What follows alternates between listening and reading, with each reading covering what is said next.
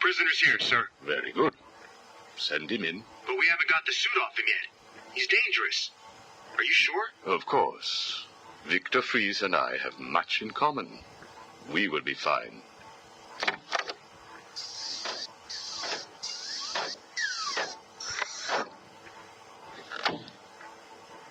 Welcome to my facility. Please, take a seat. I prefer to stand.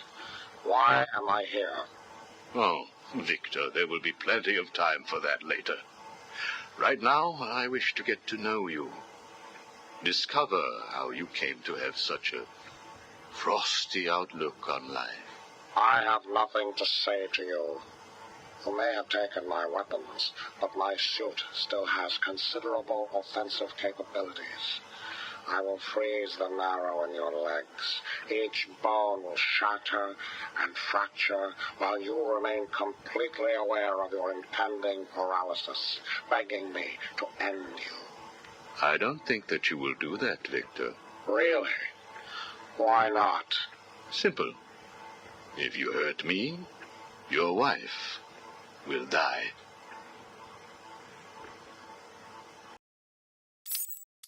Where is she? Where is my wife? Nora is in safe hands.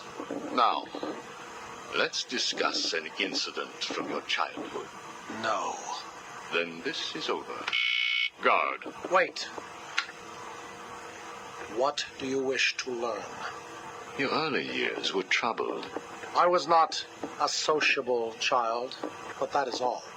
Even your parents disowned you.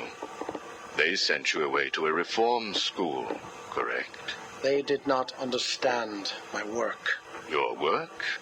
According to a police report, you froze over a dozen of your neighbor's pets. I have always had an interest in cryonic preservation. I didn't understand why my parents allowed our sick pets to die instead of attempting to save them. So I set about finding my own way. I intended to revive all of those creatures. But you didn't. Which brings us to Nora. Have you ever seen a flower die?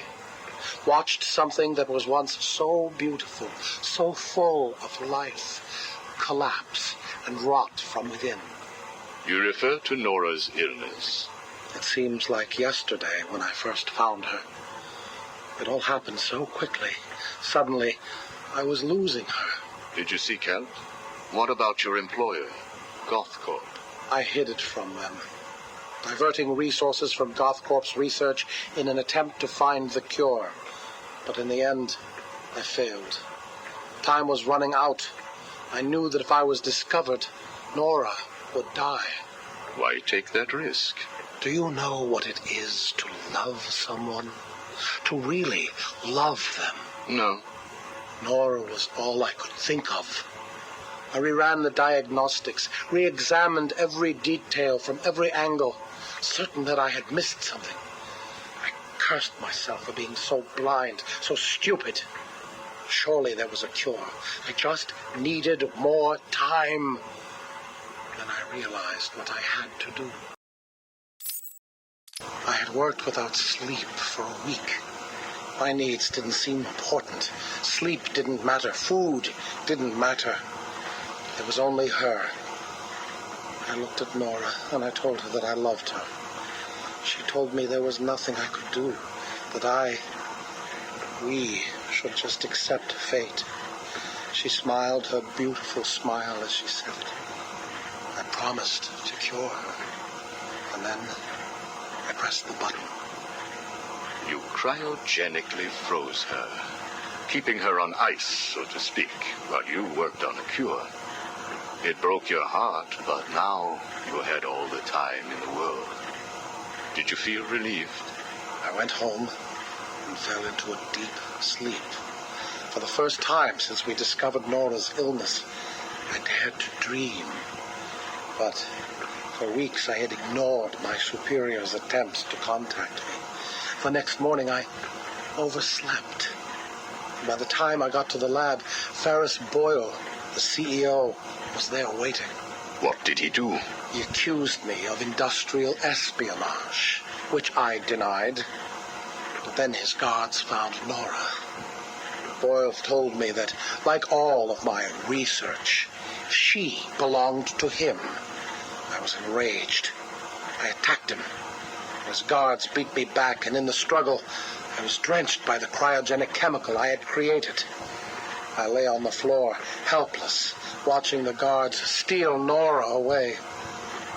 Boyle told me it was a tragedy for such a promising mind to perish in a lab accident. Then he left me to die. But you survived. The chemicals were absorbed into my body and transformed my metabolism. My body went numb. I felt a strange tingling, then searing pain all over. Each breath ignited my lungs. I clawed my way back to a refrigeration unit, and as I closed the door behind me, I felt the icy chill calm my aching body. Things suddenly seemed clear. What seemed clear? Finding a cure for Nora? No. Revenge. Boyle would pay.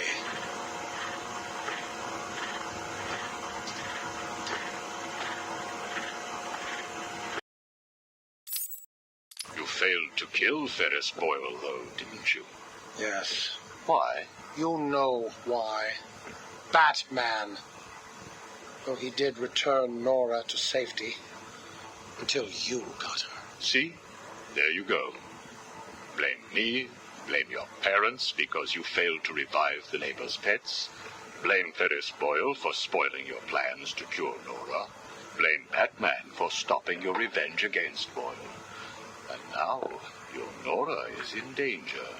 Because of you. No, Victor. Because of you. You have always had a heart of ice. You stole people's pets. You stole GothCorp resources. And since then, you've stolen so much more for your own selfish scientific inquiries.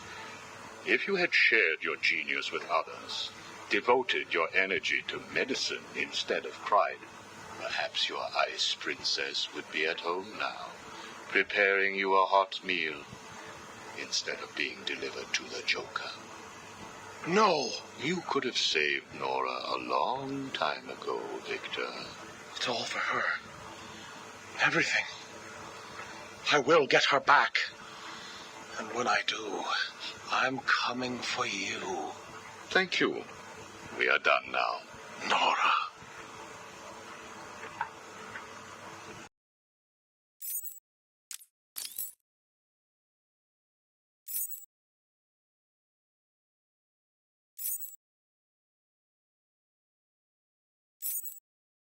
I'm only doing this as a courtesy, Strange.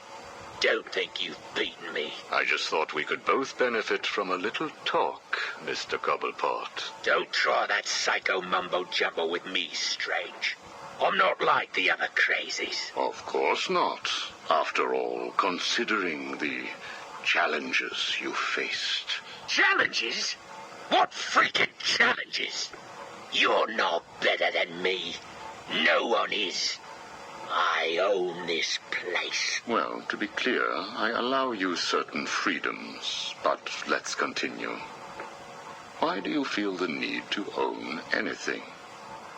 I believe it is a mechanism to compensate for some childhood inadequacy. You were friends with the Waynes, correct? I was. Till someone did the world a favor and blew the brains out of little Wayne's self-righteous parents. I was laughing for weeks. It still brings a smile to my face. And you think that's okay? Okay? No, I don't think it's okay. I think it's bloody hysterical. That family destroyed mine. What happened to them? Well, it couldn't have happened to nicer people. Take a seat, Mr. Cobblepot. What is it now, Strange? I wanted to talk about your apparent hatred of the Waynes. Your outburst last time was most interesting. Oh, it's simple, really. I don't like the snivelling little bastard. Look at him. All high and mighty because someone killed Mummy and Daddy. Most people look upon him with sympathy. No, they don't. They're jealous. Jealous of his money, his cars, his women. He lost the sympathy vote when he vanished for all those years. I can't tell you how much I hoped he was visiting his dear mum and dad. Where do you suppose he went? How am I supposed to know? Let us move on, then. No. It's time that you do something for me. And what is that? Here's a list. Told you, Strange. No more little questions until you give me what I want. Take a look, Mr. Cobblepot. Here is a purchase order for the various firearms you require. I must say, you chose an exotic selection. I only take the best. A wise strategy. So what's yours? Excuse me? What are you up to? Why would you give me of all people, guns, explosives, all this stuff? Arkham City is an experiment, Mr. Cobblepot. A new way of thinking. We've separated you from society, so I am more than willing to study the results if you all just decide to kill each other. Besides, your feud with the Joker is intriguing. I was here first. I bought my museum in the Iceberg Lounge fair and square. It was you and that mayor who stuck us all together. Again, you refer to owning things. Quite fascinating. I believe we gave you the opportunity to leave. And take over my turf. Never. Good evening, Mr. Cobblepot. I trust you received the second delivery. Yeah, I did. I don't know what you did to those dribbling monkeys, Strange, but they were perfect. I'm glad. It appears that we can both help each other. If you say so. I suppose it doesn't hurt that by the time I'm done with them, they're usually in too many pieces for anyone to know what you're really getting up to in those rooms of yours. I have no idea what you are talking about. Of course not. So, you go. The clown. She really dying? It appears so. Self-inflicted, of course, but yes, he is. He has Mr. Freeze working on a potential cure, but I am sure neither of us want him to get his hands on it, do we? We're ready. Good. Now, one last thing. Your face. It's beautiful, isn't it? The eye. I believe it was the result of a bar brawl, correct? Torag got lucky. He got his, though. He took my eye. I took both of his. Left him trying to walk across the Gotham freeway at rush hour. Hilarious. You're a rich man, Mr. Cobblepot. You could have had that glass removed. They said it was impossible. And what the hell? I think it gives me a more unique look. Know what I mean? Now, where is Freeze? He's right here, in the room next door. You can take him with you. Are you familiar with the term Napoleon complex? No. What is it? It's nothing. Oh, and one last thing. Here is a list of 10 prisoners I believe work for you. Yeah? So what? You want to saw their heads open and scoop out their brains too? No. I just thought you'd like to know that they are all in the employ of the GCPD. What? I believe you know what to do with them. I don't like being spied on, Mr. Cobblepot. Good night.